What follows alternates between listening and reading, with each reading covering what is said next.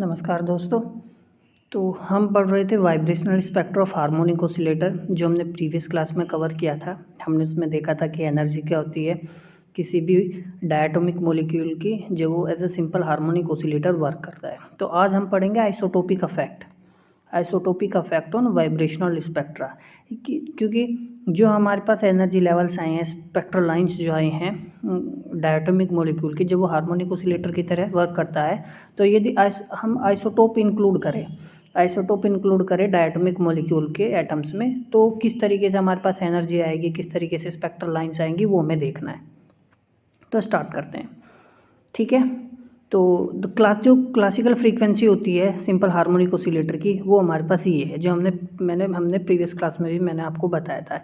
ये क्या है? ऑसिलेटरी फ्रीक्वेंसी है। तो इस फ्रीक्वेंसी से डायटोमिक मॉलिक्यूल क्या कर रहा है? सिंपल हार्मोनिक मोशन कर रहा है, ठीक है। अब देखो, जो हमारे पास क्या है के, ये क्या है? फोर्स कांस्टेंट है।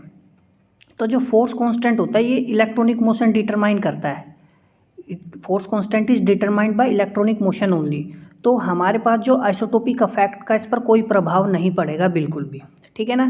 क्योंकि आइसोटोप क्या होते हैं? आइसोटोप्स वो एटम्स होते हैं जिनका क्या होता है? मास नंबर अलग होता है, ठीक है। तो हमारे पास मास पर ही फर्क पड़ेगा। समझ में आया मैं क्या कह रहा हूँ? तो फोर्स कांस्टेंट तो सिर्फ इलेक्ट्रॉनिक मोशन पर निर्भर करता है, ठीक है ना। And therefore exactly same for different isotopic molecules. तो वो तो आइसोटोपिक मॉलिक्यूल्स के लिए क्या रहेगा? सेम रहेगा, बिल्कुल, वो बदलेगा नहीं। तो क्या चेंज होगा? रिड्यूस्ड मास होगा यदि हम आइसोटोपिक एटम्स लेंगे। तो रिड्यूस्ड मास क्या होगा? अलग होगा डिफरेंट आइसोटोप्स के लिए। कोई डाउट है यहाँ तक? ठीक है। तो हमारे पास जो फ्रीक्वेंसी है डिफरेंट आइसोटोप्स के लिए, फ्रीक्वेंसी क्या होगी? अलग होगी, क्योंकि उनका रिड्यूस्ड मास क्या है? अलग है, ठीक है। आगे चलते हैं। तो मान के चलते हैं हमारे पास क्या है? Vibrational constant for lighter isotopes को ओमेगा, और ओमेगा ही क्या हो गया? वाइब्रेशनल कांस्टेंट हो गया ये हमारे लिए, किसके लिए? हैवियर आइसोटोप के लिए।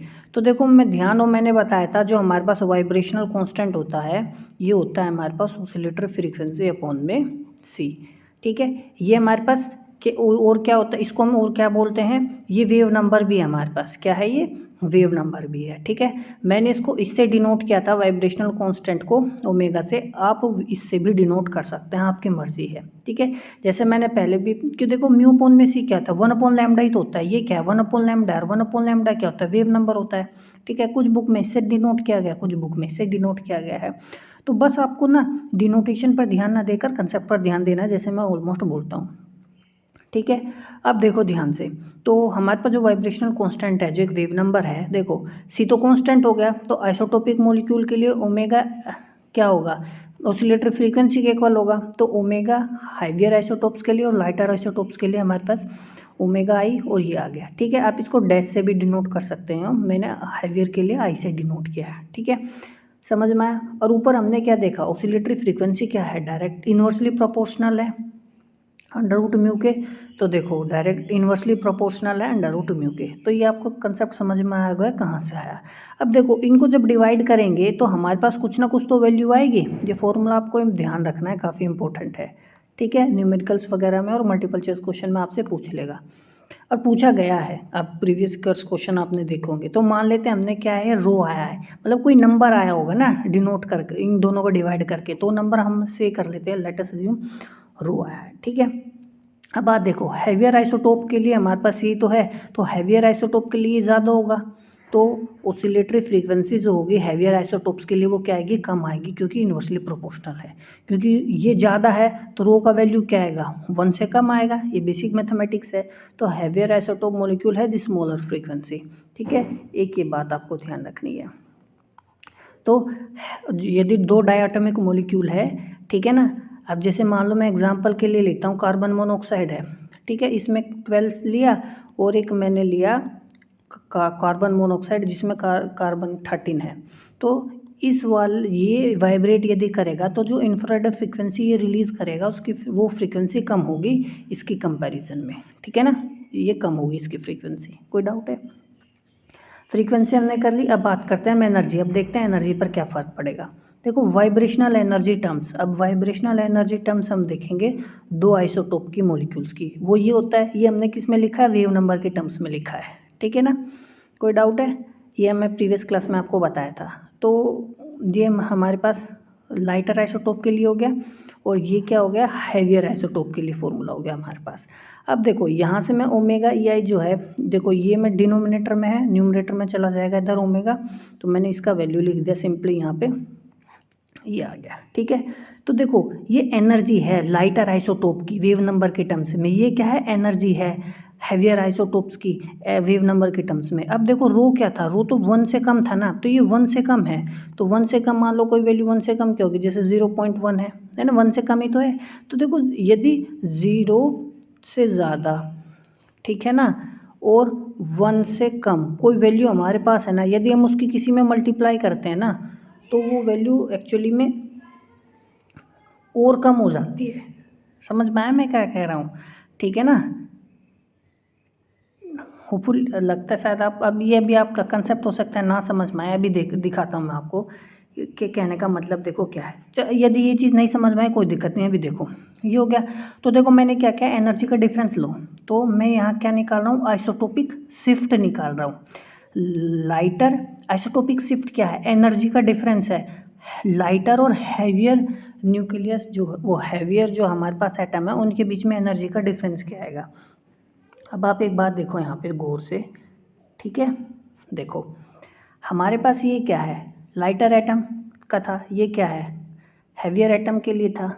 ठीक है, अब ये देखो इन दोनों का मैंने क्या क्या डिफरेंस क्या है, देखो omega E V plus 1/2, omega E V plus 1/2, ये क्या कॉमन है, यहाँ रो है, यहाँ सिंपली क्या है 1 है, तो रो -1 ये आ गया हमारे पास।